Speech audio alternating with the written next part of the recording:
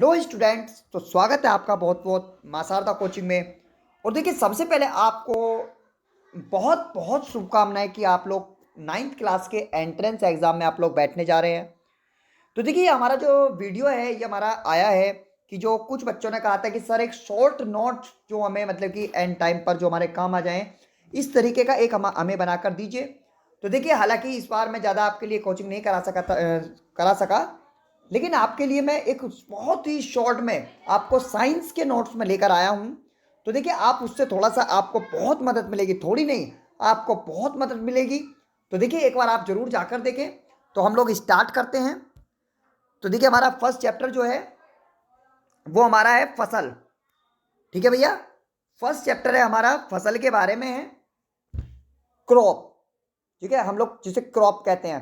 तो देखिए, बहुत ही शॉर्ट में मैं क्वेश्चन मतलब छांट के लेकर आया हूं, जो बहुत मदद करते हैं हर साल। पिछले 5 सालों से लगातार मां शारदा कोचिंग नवोदय की तैयारी कराता है। इस बार थोड़ा बिजी होने के कारण नहीं करा पाए ज़्यादा, लेकिन फिर भी ऑफलाइन बच्चों को काफ़ी कराया। और जिसको देखिए, अभी आपके लिए बता दें कि नवोदय का सबसे पहले, क्योंकि आप लोग एग्जाम जैसे ही दे के निकलते हैं तो आपको तुरंत नवोदय का जो सॉल्यूशन है वो हमारे आप मतलब कि चैनल से आप देख सकते हैं। बिल्कुल एकदम पिछले 5 सालों से सटीक होता है, एकदम एकदम करेक्ट होता है। और उसी के सामने हम लोग बता देते हैं कि कितने नंबर पर आपका सिलेक्शन होगा। इसलिए चैनल को सब्सक्राइब करके रखना, ठीक है ना, जिससे कि हम लोग जैसे ही लाइव आए या आपको मतलब कि वो वीडियो आए तो आपको तुरंत पता लग जाए। तो फिलहाल चलते हैं फसल चैप्टर पर। सबसे पहला हमारा क्वेश्चन उठता है अभी फसल में कि फसल क्या होती है। तो देखिए, हमारी फसल, हालांकि ऑब्जेक्टिव क्वेश्चन रहेंगे, लेकिन मैंने कुछ इस तरीके से सेट किए हैं कि उसका आंसर आपको, केवल आंसर आपको ज्ञात करना है। ऑब्जेक्टिव आपको वहां पे अपने आप देखने को मिल जाएगा, ठीक है ना, बहुविकल्प के रूप में जो होता है। तो फसल क्या है?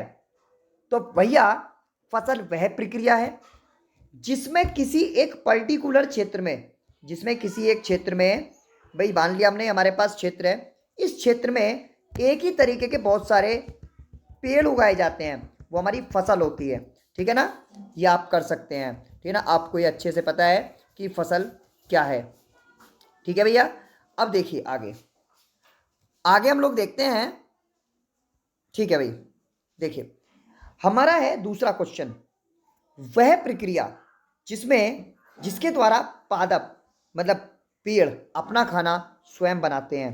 तो भैया, वो है हमारा फोटो फोटोसिंथेसिस, जिसको हम लोग प्रकाश संश्लेषण कहते हैं। प्रकाश संश्लेषण टॉपिक से कई सारे सवाल उठ सकते हैं। प्रकाश संश्लेषण वाले टॉपिक से हमारे सवाल उठ सकते हैं, जैसा कि ये वाला क्वेश्चन है कि प्रकाश संश्लेषण के लिए क्या क्या जरूरी होता है। तो भैया देखिए, प्रकाश संश्लेषण के लिए सबसे पहले जरूरी होता है पानी, क्लोरोफिल। क्लोरोफिल, ये इससे क्वेश्चन उठता है, क्लोरोफिल का जरूर क्वेश्चन आता है नवोदय विद्यालय में, मैं बता दूं। तो क्लोरोफिल होता क्या है ये मैं आपको बता दूं। क्लोरोफिल एक पत्तियों में पाया जाने वाला हरा पदार्थ होता है। हर देखिए ना, आपने देखो ना, पत्तियां जिसके कारण हरी होती हैं वही क्लोरोफिल होता है। ठीक है ना। और देखिए, इसका ये फर्स्ट पार्ट है मैं जो आपको करा रहा हूं अभी। इसके बाद हो सकता है आप रात को 10 बजे तक मेरे साथ बने रहिए, मैं आपको इसके और भी कई सारे पार्ट अभी लेकर आने वाला हूं। ठीक है ना, आज के ही इस लेक्चर में। ठीक है, जितना हो सकता है मैं आपकी साइंस की तैयारी में पूरी कराऊंगा। ठीक है ना, बाकी और कोई तो करानी अभी संभव नहीं है, फिलहाल आपको इसकी तैयारी पूरी कराएंगे। देखिए, सबसे पहले आपको मैं बता दूं कि क्लोरोफिल क्या होता है। तो क्लोरोफिल हमारा भैया, क्लोरोफिल हमारा एक हरा कलर का वो होता है जो पत्तियों में पाया जाता है। ठीक है ना, जो पत्तियों में ग्रीन कलर का पाया जाता है, ठीक है ना, उसको हमारा क्लोरोफिल होता है। क्लोरोफिल, देखिए उसके बाद एक क्वेश्चन और उठ जाता है इसी इसी टॉपिक से कि जो पत्तियों में छोटे छोटे छेद होते हैं, मतलब कि जो पत्तियों में छोटे छोटे छेद होते हैं, माइक्रोस्कोप से वो देखे जाते हैं, उनको क्या कहते हैं। तो भैया, उन्हें स्टोमाटा कहते हैं इंग्लिश में, और रोम छिद्र कहते हैं हिंदी में। ठीक है, तो ये हमारा होता है स्टोमाटा। ठीक है, उसके बाद देखिए एक और क्वेश्चन देख सकते हैं। क्वेश्चन है हमारा ये वाला, किसी किस जीव के द्वारा किसी जीव के द्वारा स्वयं भोजन तैयार करना क्या कहलाया जाता है। देखिए, जब कोई जीव अपना भोजन स्वयं तैयार करता है तो उसको हम लोग कहते हैं कि स्वयपोषी। ठीक है ना, मतलब कि ऑटोट्रॉपिक। ऑटोट्रॉपिक का मतलब होता है स्वयपोषी, मतलब वो अपना खाना खुद बना सकते हैं। अब क्वेश्चन इसमें उठ सकता है कि स्वयपोषी कौन होते हैं भाई? तो स्वयपोषी हमारे जो पौधे होते हैं जिनमें जिनमें मतलब कि क्लोरोफिल पाया जाता है। अभी क्लोरोफिल के बारे में हम लोगों ने बात करी, तो जिन प्लांट्स में मतलब क्लोरोफिल पाया जाता है वो स्वयपोषी होते हैं, मतलब अपना खाना खुद बना सकते हैं। देखिए अगला क्वेश्चन देखेंगे। अगला क्वेश्चन है हमारा, देखिए पता नहीं के बीच में क्या आ गया हमारे, इसके बीच में, चलो। वह प्रक्रिया जिसमें जीव अपना भोजन स्वयं नहीं बनाता है। तो भैया वह प्रक्रिया बतानी है जिसमें जीव अपना भोजन स्वयं नहीं बनाता है। एक मिनट पे, ये हमारा जा नहीं रहा है अभी, चलिए इसमें जो भी हुआ ये।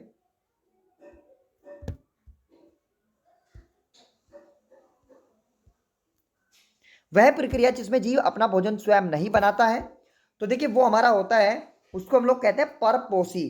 परपोषी कहते हैं, मैं यहाँ इसको लिख देता हूँ, परपोषी, ठीक है ना, या फिर हेटरोट्रॉपिक हम लोग उसको कहते हैं। क्वेश्चन है अगला, एग्रीकल्चर किन दो लैटिन शब्दों से लिया गया है? तो देखिए जो एग्रीकल्चर है वो एग्री प्लस कल्चर से लिया गया है। अब अगला क्वेश्चन इसमें उठ सकता है, एग्री और कल्चर शब्दों का अर्थ क्या है? एग्री का मतलब होता है मैदान, और कल्चर का मतलब होता है कल्टीवेट, मतलब उसको विकसित करना, किसी मैदान को विकसित करना, वो एग्रीकल्चर कहलाता है। अगला क्वेश्चन इसमें हो सकता है, हमसे कह रहा है रबी की फसल को, देखिए बहुत इंपॉर्टेंट क्वेश्चन होता है ये, रबी और खरीफ की फसल से जो क्वेश्चन उठता है वो आपको अक्सर पूछा जाता है। रबी की फसल को कब से कब तक कहा जाता है? तो आप इसको ध्यान रख लीजिए। रवि, मैं आपको शॉर्ट ट्रिक सिखा रहा हूं। रवि का मतलब होता है जब सूरज, रवि देखिए सूरज कहते हैं रवि को, तो जब सूरज निकलता है, सूरज कब निकलता है भैया? सुबह को नहीं, मैं जाड़ों की बात कर रहा हूं। जाड़ों के बाद जब ठंड पड़ती है, सर्दियां, तो सूरज कब निकलता है? फरवरी मार्च में बाहर निकलता है, ठीक है ना। तो इसका मतलब ये फसल फरवरी मार्च में काटी जाती है। अब इससे आप लोग ध्यान रखिए, आपको कभी नहीं भूलोगे, फरवरी मार्च में काटी जाती है तो इसको मतलब सितंबर अक्टूबर में वो बोई गई होंगी, तो आपको एक ध्यान हो जाएगा। बाकी खरीफ आप बता सकते हैं जो मार्च के बाद मतलब अप्रैल मई में जो मतलब बोई जाए, और जो अगस्त सितंबर में काटी जाए वो हमारी खरीफ की हो जाएंगी। बहुत आसान है, इसको देखिए एक बार और देख लीजिए आगे। अब हमारा अगला क्वेश्चन है, अगले क्वेश्चन में कह रहा है कि रबी की प्रमुख फसलें हैं। बहुत अच्छा क्वेश्चन होता है और आता है। देखिए रबी की जो फसलें हैं वो आपको पता लग जाएगा कि सर्दियों में कौन कौन सी फसलें बोई जाती हैं, क्योंकि आपको जब उससे वो ध्यान में आ जाएगा, ठीक है ना। तो देखिए रबी की जो फसलें हैं वो गेहूं, चना, मटर, सरसों, अलसी आदि, जो देखो इन दिनों में काटी जा रही हैं, आपको ध्यान में भी आ जाएगा, गेहूं काटे जा रहे हैं इस समय पर, ठीक है ना। ओके, खरीफ की फसल का समय अंतराल क्या है? देखिए खरीफ का वो आ गया जून से सितंबर, अभी मैंने कहा था ना जून से सितंबर, ठीक है ना। अप्रैल मई जून, जून में बो दीजिए और सितंबर अक्टूबर में काट लीजिए, ठीक है। ओके, खरीफ की प्रमुख फसल कौन सी है भैया? तो खरीफ की जो प्रमुख फसल होती है वो हमारा धान, मक्का, सोयाबीन, कपास, मूंगफली, बाजरा आदि, ठीक है ना, ये सब हमारी होती है। अब देखिए ये तो बेसिक क्वेश्चन हो गया कि जो हमारा उठता है, उसके बाद उठता है हमारा मतलब कि जो खेती करने के लिए जो हमारे उपाय शुरुआती दौर पर किए जाते हैं। तो भैया क्या उपाय किए जाते हैं? आपको भी पता होगा, हर बच्चा लगभग किसान परिवार से है। सबसे पहले मिट्टी को तैयार करते हैं, भाई हमारा जो खेत होता है उसमें झाड़ फूस वगैरह जितना जरा घास फूस होते हैं उसको काटा जाता है, उसके ऊपर कल्टीवेटर वगैरह मतलब कि वो चलाए जाते हैं, उसके बाद मिट्टी को तैयार किया जाता है, बीज वगैरह जाते हैं, ये सब होता है। तो इससे भी क्वेश्चन हमारा उठता है फसल वाले चैप्टर से। तो देखिए फसल वाले चैप्टर से हमारा क्वेश्चन उठ रहा है, तो वो हमारा ये हो सकता है, मिट्टी को उल्टने पलटने की प्रक्रिया क्या कहलाती है? तो देखिए वो जुताई कहलाती है, जिसको हम लोग प्लॉइंग कहते हैं। ओके, अगला क्वेश्चन देखिए। देखिए जुताई जो हम करते हैं, जो उसको प्लॉइंग करते हैं, उसके क्या क्या फायदे होते हैं? तो देखिए कई बार इससे क्वेश्चन पूछा गया है, आपको इससे क्वेश्चन कई बार पूछा गया है, तो मैं आपको एक बार फिर से मैं बता दूं। देखिए जुताई के लिए, जुताई करने से एक तो हमारा क्या होता है, खरपतवार हट जाती है, मतलब ऊपर जो घास फूस होती है उसे खरपतवार कहते हैं। जड़ों को गहराई तक नीचे आसानी से जा सकती हैं।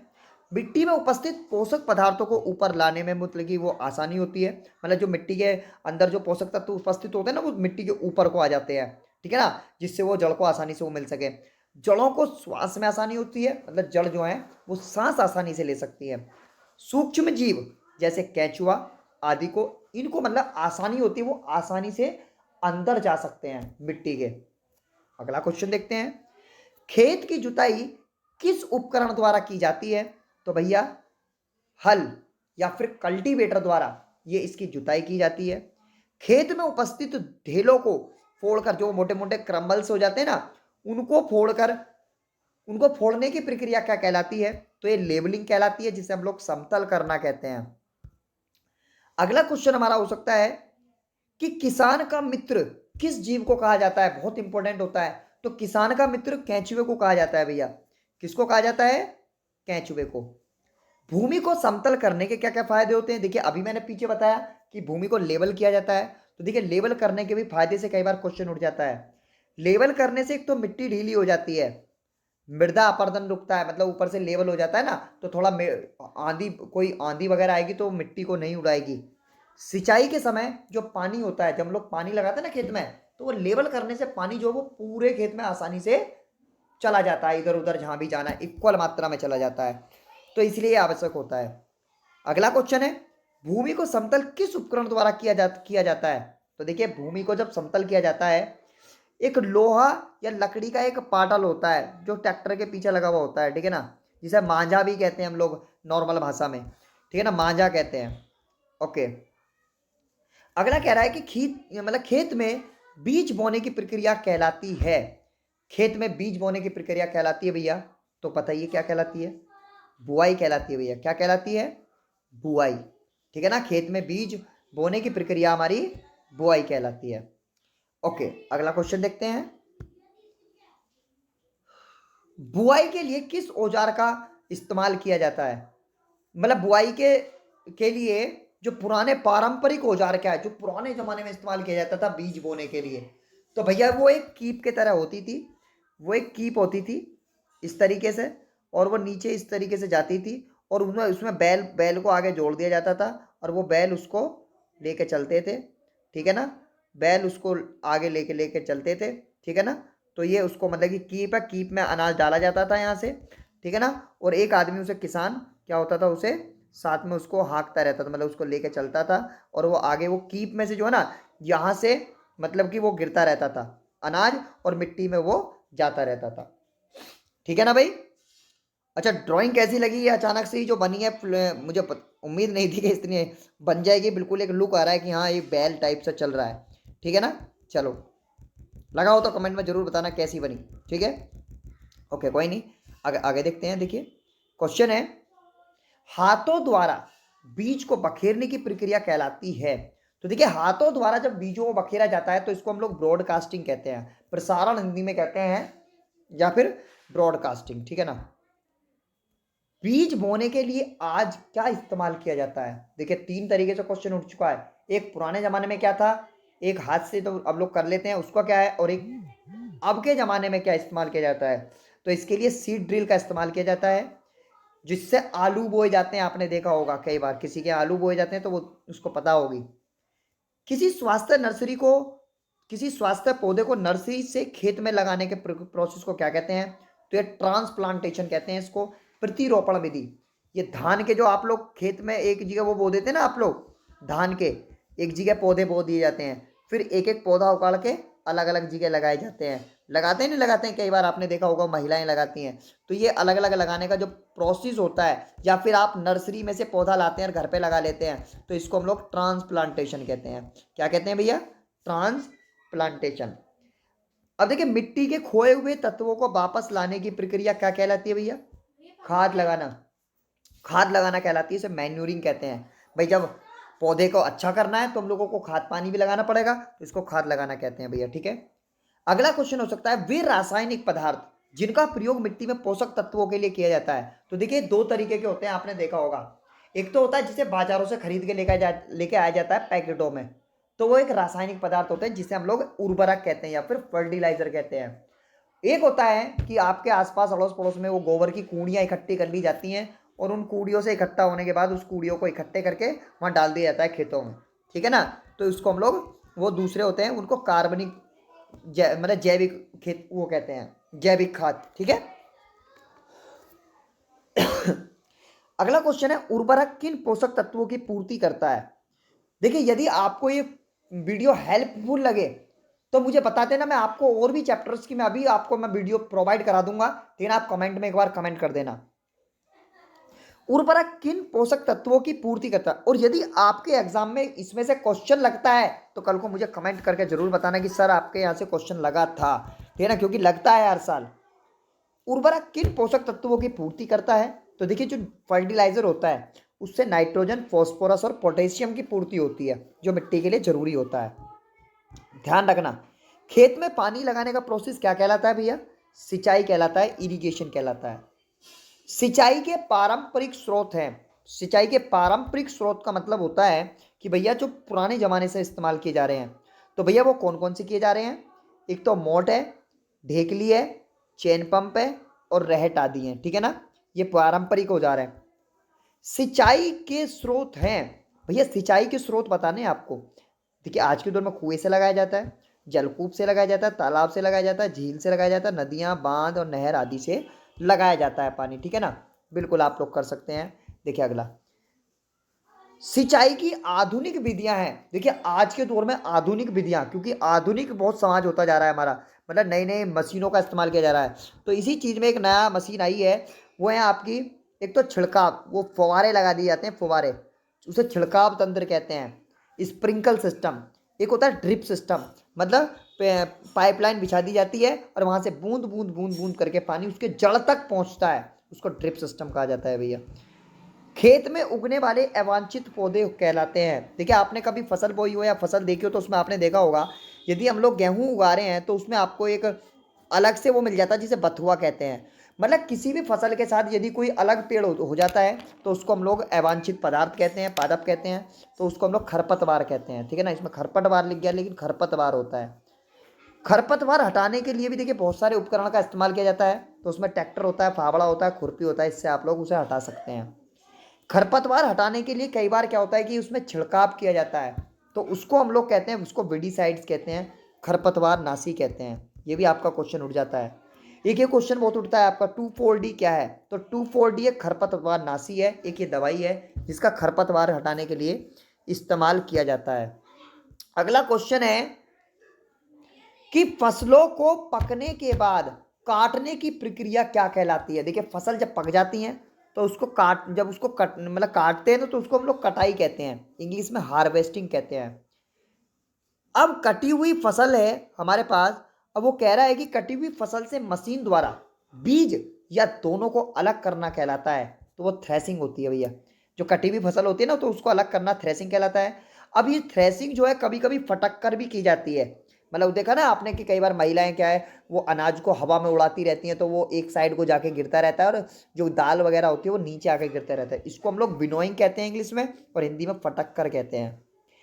कटी हुई फसल को लंबे समय तक रखने के लिए कहलाता है, देखिए कटी हुई फसल को लंबे समय तक रखना कहलाता है भंडारण, ठीक है ना, भंडारण कहलाता है। अब भंडारित फसलों को कीटों व चूहों से बचाने के लिए इस्तेमाल किया जाता है।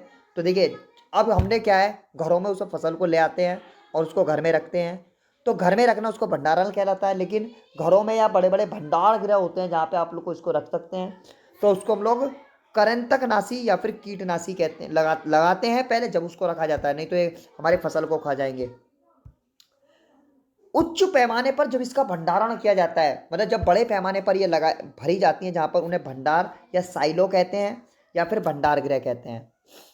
फसलों को अधिक विकसित किया जा सकता है, तो देखिए पादप रोकथाम से, उत्तम बीज इस्तेमाल से, या मिट्टी की गुणवत्ता बढ़ाकर, या अच्छी मतलब कि भंडारण सुविधा बढ़ाकर, और फसल से कीड़े से बचाकर। देखिए, सारी ही चीज़ें ये हैं कि जिससे आप फसल का उत्पादन बढ़ा सकते हैं।